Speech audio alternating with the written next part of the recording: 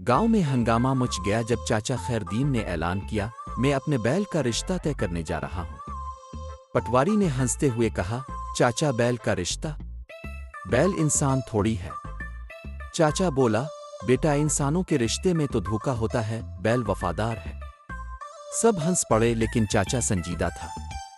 चाचा ने बैल को नहलाया, फूलों की माला पहनाई और बोला, बेटा गिलबू, आज तेरा रिश्ता देखने जा रहे हैं, अच्छा बर्ताव करना। बैल ने बे बे की आवाज निकाली जैसे वाकई खुश हो। चाचा दूसरे गांव पहुंचा। वहां के सरदार ने कहा, हमारे पास बिलिन्नी है, मगर जहेज में 4 गनवी और 1 टीन पानी मांगेंगे। चाचा ने फौरन कहा, कबूल है, बस शादी ढोल ताशे से होगी। शादी के दिन बैल भाग गया। चाचा खैरदीन दौड़ते हुए चीखा, बिलिन्नी छोड़ दो, मेरी इज्जत ले गया। पूरा गांव कहीं से गूंज उठा।